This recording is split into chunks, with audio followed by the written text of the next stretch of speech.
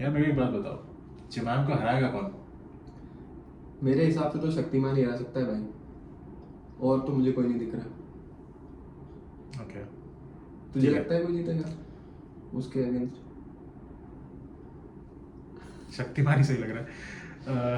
Welcome back guys, this this is corner guys, और आज हम करेंगे post fight card analysis UFC 319 का। तो स्टार्ट वहीं से करते हैं कि चिमाम को हराएगा कौन, क्योंकि अब जो हमने कार्ड देखा है और जो 5 राउंड का डोमिनेशन चेचेन ने किया है, हाँ, मुझे नहीं लगता कि उसको कोई हरा सकता है।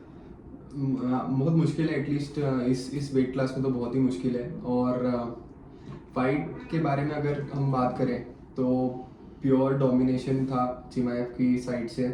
पूरा रैगडॉल किया है डुप्लेसी की साइड से। आई थिंक टोटल अगर देखें तो अराउंड 30-40 पंचेस थे, उसमें भी सिग्निफिकेंट में 10 अराउंड ही थे। दे were not even punches.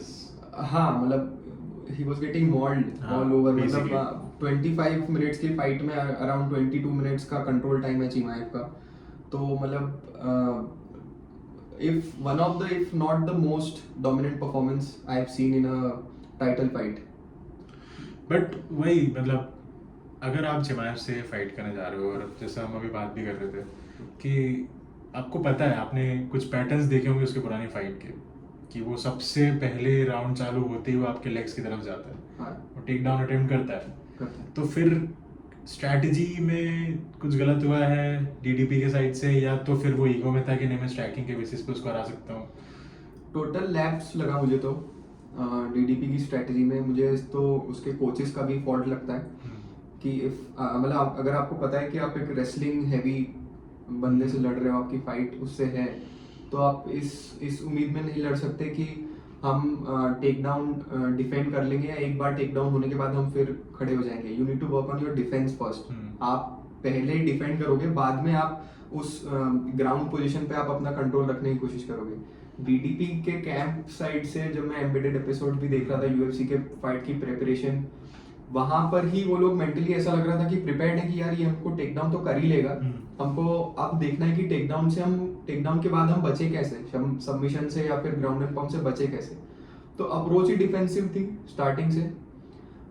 Mid fight में भी जब राउंड्स के बीच में डीडीपी के कोचेस उसको बोल रहे थे, कोई एग्रेशन नहीं था वहां पे, कोई स्ट्रेटेजी नहीं थी कि आप क्या करना है। कुछ उसको भी लग नहीं। रहा था कि बस बकरे को खिला रहे हैं कुर्बानी के पहले, ऐसा लग रहा था। क्योंकि लिटरली क्योंकि डीडीपी की साइड से भी जब वो फाइट स्टैंडिंग फाइट भी थी, तब भी कोई एग्रेसिवनेस लगी नहीं, कोई अर्जेंसी लगी नहीं। ऐसा लग रहा था कि वो बस रेडी हो रहा है कि मैं अब कब टेक डाउन होऊंगा। मतलब बेसिकली वही था, कोई टैक्टिक्स नहीं थी, कुछ नहीं थी। मतलब ये took a fight may be for money, I don't know. क्योंकि ऑफ कोर्स चैंपियन तो है, बट मतलब Chimaev was at 4th position in the list.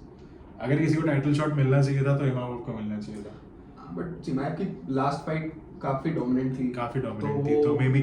और he is literally the boogeyman of UFC right now. Exactly. मतलब apart from I can't even explain. हाँ, उसकी inactivity और उसके थोड़े बहुत बीमारी अगर हटा दे हाँ, तो तो मतलब बहुत जल्दी Deadly. जल्दी भी लड़ता है। और मतलब आई डोंट नो कौन कौन उसको हरा पाएगा भाई। और उसका ग्राउंड गेम तो one of the if not the best I have phenomenal, scene. phenomenal। और मतलब उसके कैंप में पूरे ही ग्रैपलर्स ही, उसके कैंप में सरूकियान भी था।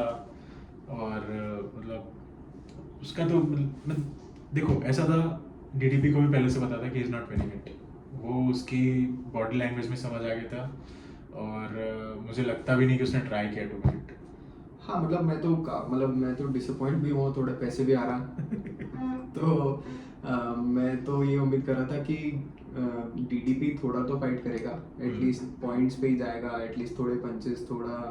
बट मतलब बहुत ही वन साइडेड था। और बीच बीच में एक दो बार रेफरी ने इनएक्टिविटी के कारण उसको फाइट को रोक के खड़ा भी किया, which was very criticized। हाँ, जो रोगन ने भी बोला Yes. कि यार मतलब why are you standing them up, fight चल रही है, फाइट को बीच में क्यों रोक रहे हो। बट वो एक क्राउड मतलब फेवरिज्म के कारण करते हैं वो लोग कि थोड़ा एंटरटेनमेंट मिले, थोड़ा।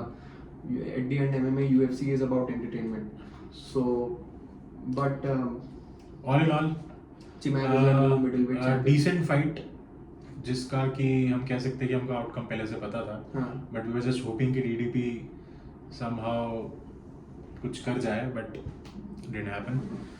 तो it was a decent fight. It was a decent fight. और चिमाएव का अपन देखते हैं आगे क्या होगा। Going on to the co-main event.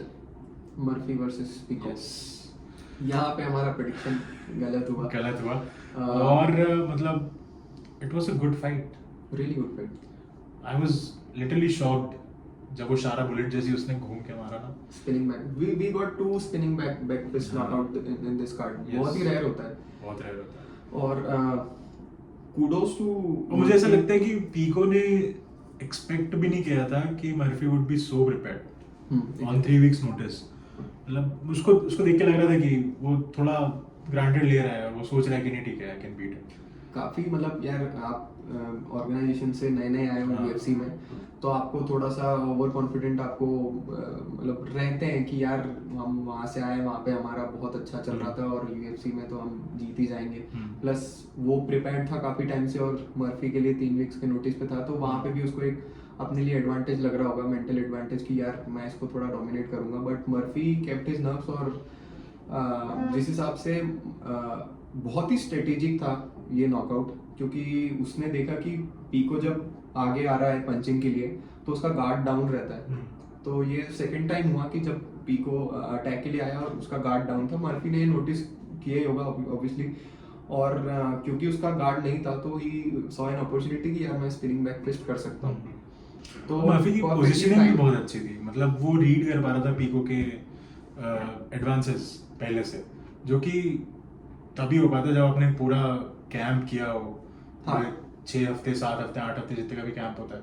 तो मतलब इट वाज वेरी फिनोमिनल कि आप 3 हफ्ते में इतना अच्छे से रीड कर पा रहे हो अपने सामने वाले फाइटर को। और मे भी ऐसा हो सकता है कि सामने वाले ने इतना आपको ग्रांटेड लिया कि उसने आपका गेम देखा ही नहीं, इसलिए मुझे ऐसा लगता है कि पीको प्रिपेयर्ड ही नहीं था for Murphy, but Murphy was 100% prepared for it. हाँ मतलब कूडोस टू हिम यार, हाँ। बहुत ही इंटरेस्टिंग प्रोस्पेक्ट है। बहुत ही और interesting। फ्यूचर मतलब मैं नेक्स्ट फाइट के लिए बहुत एक्साइटेड हूँ मर्फी की, क्योंकि जितना एक्सप्लोसिव वो है और जो मैं भी। और ही कॉल्ड आउट वोल्कानोव्स्की, तो let's see। Volkanovski called out to him. अच्छा, he did first? हाँ वोल्कानोव्स्की कॉल्ड आउट कि Oh। भाई I would want to fight. That's like a star in your batch की भाई वोल्कानोव्स्की। My God। चलो अच्छा है, फिर तो हो ही जाएगी। इंटरेस्टिंग दोनों अक्टूबर ने में किसी मे भी को- हो सकता है मे बी कि हो जाए, हमको इन दोनों की फाइट मिले। हो जाए तो अच्छा है। वोल्कानोव्स्की भी अब टाइम हो गया उसको, हाँ। नेक्स्ट फाइट लड़ सकता है। हो जाता अच्छा है। Let's see। Okay, going down the barrel, next fight कौन सी थी? It is versus Jeffrey। I don't even want to start। So another amazing fight। Yes। और Very amazing। और सेकंड स्पिनिंग बैक नॉकआउट और फाइटिंग नर्ड है Carlos Prates और Geoff Neal is an For our audience, what is fighting nerd? So fighting nerd एक group of fighters है जो कि मतलब साथ में ट्रेन करते हैं। इट्स अ ग्रुप, मतलब फ्रेंड्स कह लो। इट्स अ व्हाट्सएप ग्रुप, मतलब Yeah। आप उन लोग के दे आर फ्रेंड्स, Yeah। साथ में ट्रेन करते हैं, सब करते हैं, और उन्होंने अपने ग्रुप को फाइटिंग नर्ड्स नाम दिया। It's a cult of nerds, हाँ। जो कि फाइटर्स भी हैं। तो मतलब कुछ ज्यादा इनोवेटिव है नहीं उसमें। हाँ। They just call themselves fighting nerds। सो जॉफ नील एक वेटरन है, काफी लोग अच्छे फाइटर्स को उसने हराया है। आरडीए को हराया है, रॉबर्ट डॉस एंजर्स को हराया है, विसेंटे लुके को हराया है। सो जॉफ नील एक बहुत ही मतलब पॉलिश्ड फाइटर है, बहुत ही अच्छा फाइटर है। और बट एक यंग ब्लड है कार्लोस प्रेटेस, और मतलब ही prove to be too good for him. Geoff Neal इतना डायनेमिक नहीं है अब जितना था, और स्पीड विद द एज कम हो जाती है। सो मतलब बेसिक अगर मतलब स्ट्रेट फॉरवर्ड में बात करूं तो जॉफ नील, बट स्टिल वो एकदम वन साइड अफेयर नहीं लगा। जब तक फाइट चल रही थी इट वाज गुड, बट जब फिर नहीं चली तो फिर हाँ तो एक मतलब स्पिनिंग बैक एल्बो से उसका नॉकआउट हुआ एकदम बिल्कुल बजर पे। बजर पे 4 सेकंड बचे थे और he just decided to do something bold और इट जस्ट कनेक्टेड और Geoff Neal got knocked out. So जो डीडीपी को करना चाहिए था, जो वो नहीं कर पाया। डीडीपी कुछ नहीं कर पाया। डीडीपी कुछ नहीं कर पाया। डीडीपी पे हम आएंगे बाद में। चमैक पे भी आएंगे, but ठीक है, it was a great fight. Great fight. Okay. The next one was MVP versus Cannonier. MVP versus Cannonier. हमने pre-fight prediction वीडियो डाला था, उसमें एक ही prediction हमारा सही हुआ है, दो सही हुए हैं, हाँ. One was this one. हाँ. So exactly how I imagined it, MVP versus Cannonier. Cannonier is a really good fighter, but MVP is a kind of beast at controlling the distance. He was enjoying it. He was enjoying it. मतलब उसको देख के लग ही नहीं रहा था कि थोड़ा सा भी स्ट्रेस है या कुछ सोच रहा है या कुछ रीड कर रहा है, nothing. That's how he has been fighting. He was treating all his the life. opponent like a baby. हाँ, मतलब उसका मतलब फाइटिंग आई थिंक स्ट्रेटजी ही है कि वो इतना कॉन्फिडेंट और इतना मतलब क्या बोलते हैं अनसीरियस दिखता है फाइट के बीच में कि सामने वाले को ऐसे ही लगता है कि भाई ये फाइट लड़ने आया है कि ये डांस क्यों कर रहा है फाइट के बीच में, भाई मतलब एनीमे है क्या ये, मतलब तो सच में। एमवीपी का एक स्ट्रेटजी ही कह लो कि वो फाइट काफी कैजुअली लड़ता है, बट उस कैजुअलिज्म में उसका डिस्टेंस कंट्रोल दिखता है आपको कि उसको एग्जैक्टली पता होता है कि मैं कितने स्टेप्स में लूंगा कि मेरी पंचिंग रेंज में ही आ जाएगा बट इसकी पंचिंग रेंज में मैं नहीं आऊंगा, और मुझे कब एक्सप्लोर करके वो डिस्टेंस क्लोज करना है, इसका मास्टर है वो. I think MVP is a really good points fighter, मतलब वो नॉकआउट्स मतलब the way he closes the distance, it's almost comical. हाँ, सामने वाले opponent को पता भी नहीं होता कि he's closing the distance. He just walks around, he just plays with the opponent hands or stuff like that, और उसमें ही वो इतनी पोजीशन क्लोज कर लेता है कि सामने वाले को पता भी नहीं चलता कि मैं क्लोज आते जाता और फिर एकदम से पंच आगे. I would love to Game see में him तो against Adesanya. मतलब Of course. although अगर ये फाइट होती है तो मैं अभी से प्रेडिक्ट कर देता हूँ कि it will be a snooze fest क्योंकि दोनों ही एक दूसरे की बस डिस्टेंस मेजर करते रहेंगे, हाँ. But if they just decide to Adesanya is a professional distance measurer. हाँ, तो it will be Just do- interesting to just see this. MVP versus Adesanya की how it will pan out.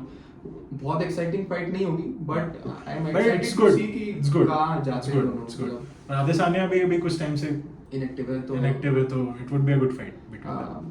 दो fight losing streak पे है तो it will be good Yes, for him to get absolutely. और get in the title contention again. Yes. The next fight was Kaya Sakura versus Team Elliott, which was a good fight. Which was a good fight. Good fight in the sense कि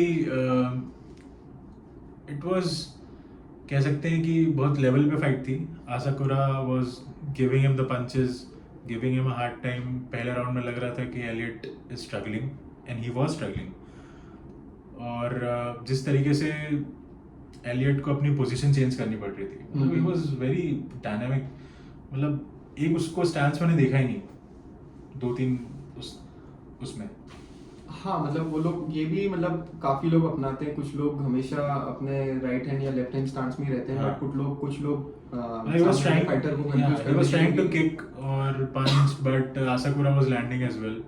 हाँ, मतलब बहुत ही balance fight थी जब हाँ, तक चल रही थी. जब तक चल रही थी काफी बैलेंस थी, बट वो तो गियोटिन, बहुत ही हाँ. अनएक्सपेक्टेड एकदम से उसने एक्सप्लोड किया और मतलब गियोटिन. जब तक गियोटिन आया था तब तक ऐसा लग रहा था कि may be Asakura would win.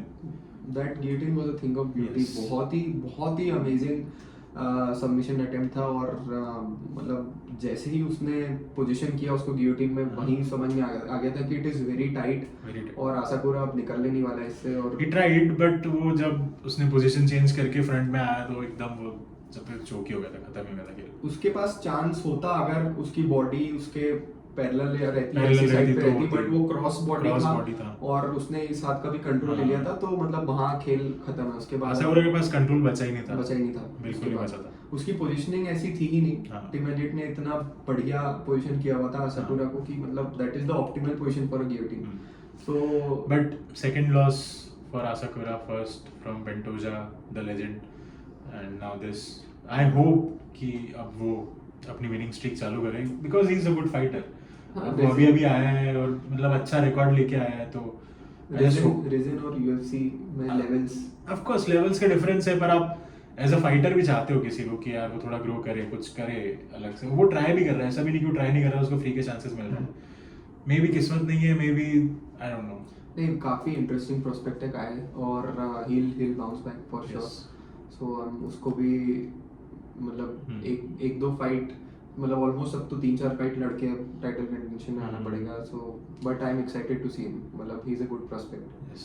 दूसरी कंपनी से भी अच्छे लोग आ रहे हैं। Yes. So this was the main event, but still the highlight is DDP versus Chimaev. I mean, Chimaev के बारे में बात करने के लिए बहुत सारी चीज़ें हैं। मतलब अगर डाउन द बैरल हम जाना चालू कर दें, उसके डाउन लिए द रैबिट होल, एक सेपरेट वीडियो लगेगा। उसके लिए एक सेपरेट वीडियो लगेगा, और जो कि हम बनाएंगे भी। हाँ, एक क्योंकि वीडियो उसके लिए आएगा उसकी लाइफ, उसकी फाइटिंग स्टाइल, वो खुद बहुत ज़्यादा इंटरेस्टिंग है। उसकी जर्नी पे भी हम थोड़ा उस पे फोकस करेंगे, कहाँ Yes. से आया है वो, Yes. कैसे उसने ट्रांजिशन किया from And wrestling actually who can beat him? मतलब there is, gorilla. of course, I don't Maybe. think even Gorilla can. May be gorilla. I don't think Gorilla का ground game इतना अच्छा है जितना उसका है. But let's see. But very disappointed in DDP. मतलब I actually wanted him to win, but the way he approached this fight was pathetic. उसने 2,500 कुछ का भी नहीं नुकसान करा, अलग हो गया। 2,500 का नुकसान अलग हो गया है, और अब पता नहीं DDP के लिए नेक्स्ट क्या है। वही है, अब तो उसको कोई फाइट मिलनी नहीं, but he made money, got the bread, so which was important. Yeah, Bread. $1 million great। $3 million. ये And apparently total सब मिला के $10 million हाँ। for a single fight, which is a lot of bread. Okay guys, तो अब next video हम सोच रहे हैं चिमाएव के बारे में बनाने में, और थोड़ी रिसर्च लगी उस पर, हमें भी देखना पड़ेगा आगे पीछे क्या क्या था हम ऐड कर सकते हैं, सो एज टू अच्छे से हम बता पाएँ ऑडियंस को चिमाएव के बारे में, और ऐसे हम बहुत सारे फाइटर्स के बारे में वीडियोस और बनाएंगे भी। Exactly। So thank you guys, this was post fight card analysis for 319.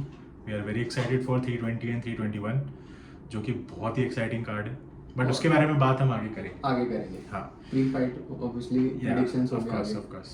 Thank you guys for watching. Stay tuned for the next one.